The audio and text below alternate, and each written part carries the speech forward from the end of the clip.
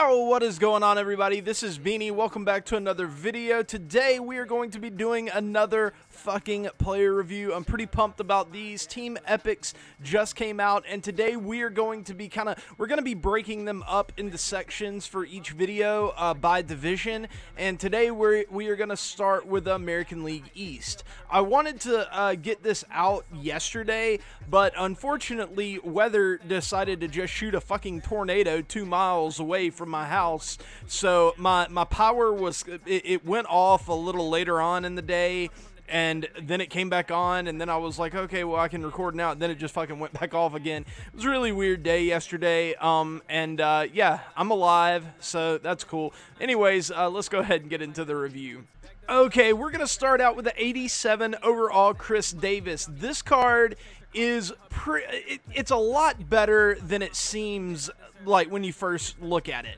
When you first look at it, what I see, at least, is a very platoon-heavy left-handed first baseman, which, if he's hitting against righties, is fantastic, but if he's hitting against lefties, you're probably going to have to find a right-handed platoon for him. But whenever you dig in a little bit closer, this card actually becomes awfully intriguing. He can play first base, he can play third base, left field, or right field. We're going to be grading him as a first baseman, but because he is so versatile, I decided to give him a few bonus points because I feel like he warrants it. I feel like a third baseman that hits like this is a lot more valuable than a first baseman that hits like this. So having that extra positional value is going to give him a slight bump. I'm not going to go crazy with it. I'm just going to give him like a 1 or 2 point bonus for that. But, you know. Anyways, as far as his attributes go, hitting-wise, this card is very, very, very good versus righties. Maybe like one of the best righty hitting cards in the game. 92 contact, 122 power, doesn't get a lot better than that.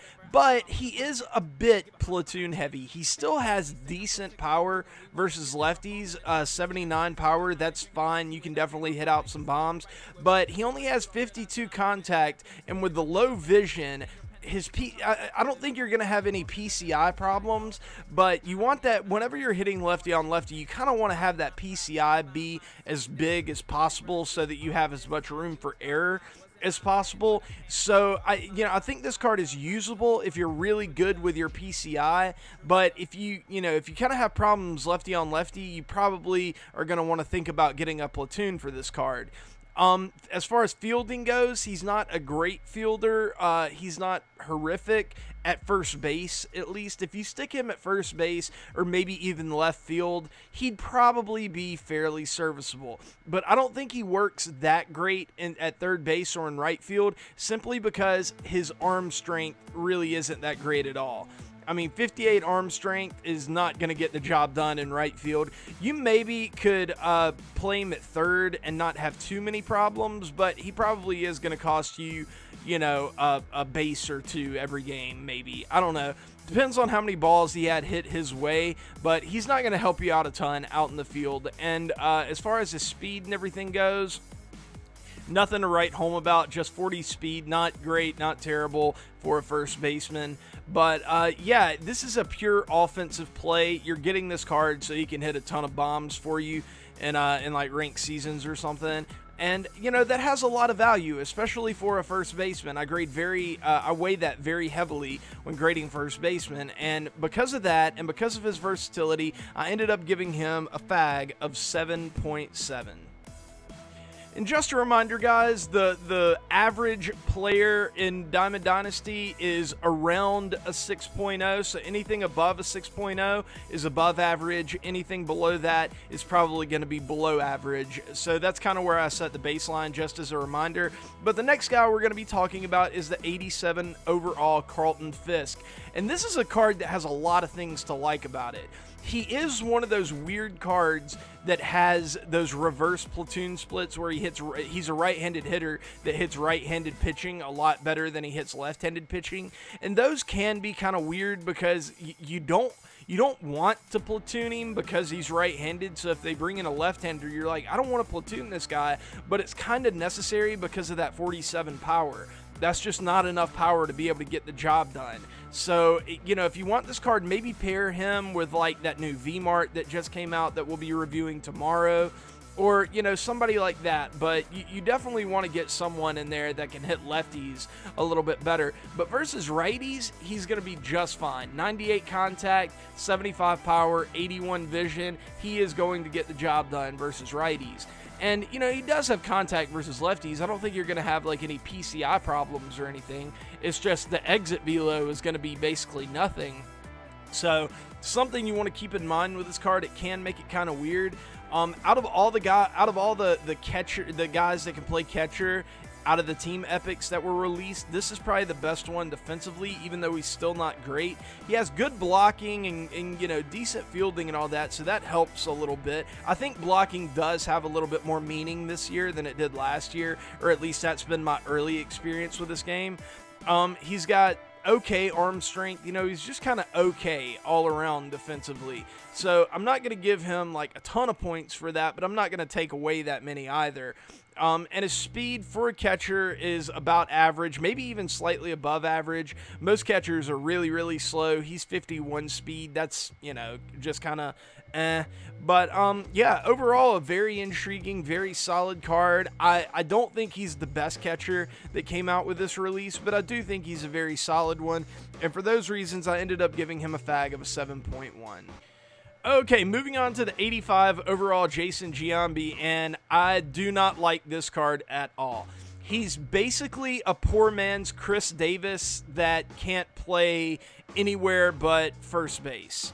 That's basically who this guy is, and he does everything worse than Chris Davis offensively, except for, I think, vision and maybe plate discipline, and plate discipline really doesn't mean a ton, and vision is, you know, I mean, this year it has way less meaning than it has in the past. But he has lower contact versus both sides, lower power versus both sides. I mean, that doesn't make this card a bad hitter. And yeah, I mean, I could not make that claim that he's a bad hitter. I'm just saying that he is, out of those two guys, he is easily the second best option. And the fact that he doesn't play another position outside of first base is another knock against him. If you're comparing him to that Chris Davis, his fielding really is about kind of the same, you know, like this one has better arm strength and worse fielding than the Chris Davis, and he's also slower than the Chris Davis. There just isn't a ton to really get excited about with this card. So I do think it's an above average card just because he is a good hitter. If you don't compare him to that Chris Davis, he is a good hitter in his own right. But you know, I mean, why go after this card when that Chris Davis is sitting right there? The only reason I can really think of is if you're a big, if you're a big Yankee fan or if you're a big Jason Giambi fan. So yeah, I'm not too stoked about this card, and but like I said, I do think he's above average, so I ended up giving him a fag of a 6.8.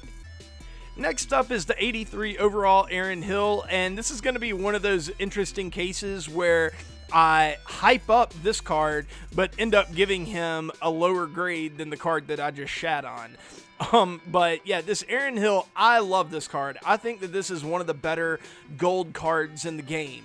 First of all, versus righties, 75-69, very serviceable, not fantastic, but he'll get the job done. Versus lefties, 83-82, he's got that 85 vision to go along with that. He's going to kill it versus lefties. Very, very, very good offensively. Now, defensively, he's not as great. This is kind of where his gold status comes in, is that he's not all that fast. He has an okay glove. He has basically no arm to speak of.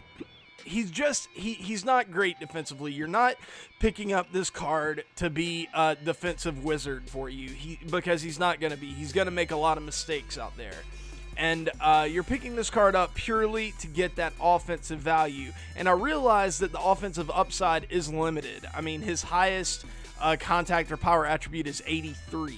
You know, it's not like this guy is a stud. So you're selling out a good bit of defense for not that much offensive upside. But I do think that his for an early game team, you know, like early in the game cycle, I think that this could be a very valuable card. You aren't going to find that many more second basemen who have better hitting attributes than this Aaron Hill. So until you can find a replacement that does hit better and maybe plays better defense, I think that this might be a really good guy to go after. I love this card. Every Aaron Hill flashback that they've ever come out with, I thought it was like one of the better under the radar type cards in the game. And for those reasons, I ended up giving him a FAG of a 6.7.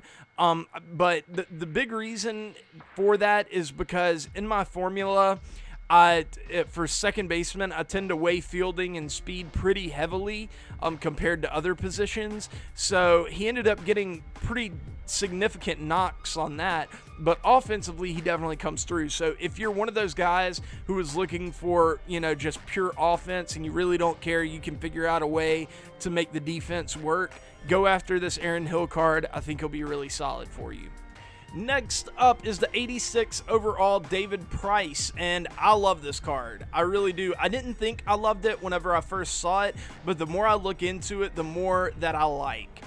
First of all, his per nines are not fantastic, but they're very serviceable. 78, 81. That's a 159 combined hidden K per nine. That's right at that 155 to 160 threshold that we wanted last year. This year, that threshold has gone up a bit, but since it's early game, I feel like a 159 is pretty serviceable for the combined hidden K per nine. The 69 walk per nine is, you know, that. I do think walk per nine matters this year, and for those that don't know, walk per nine is the thing that is going to control how effective you are with your interface.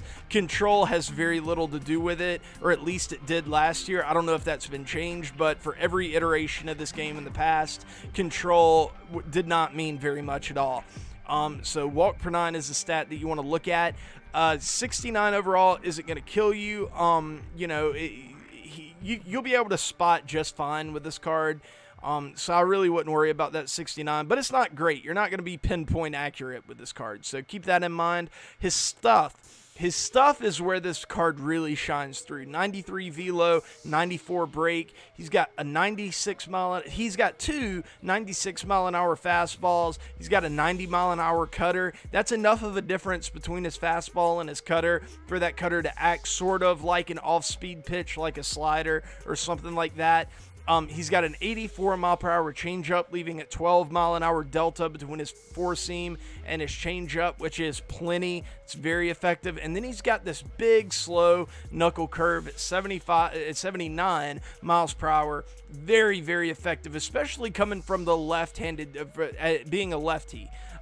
If he were a righty, I really wouldn't like this mix as much, but for whatever reason, it feels like lefties that have that cutter and a good changeup and a knuckle curve, those cards can work. You can make those cards work. So his pitch selection for a righty, I would be a little bit more concerned, but for this card, I kind of like it.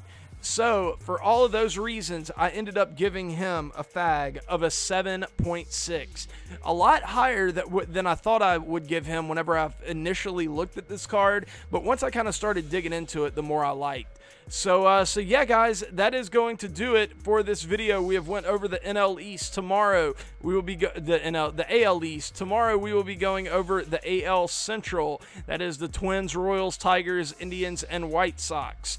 Yeah, stay tuned for that. I will see you guys later, but until then, peace.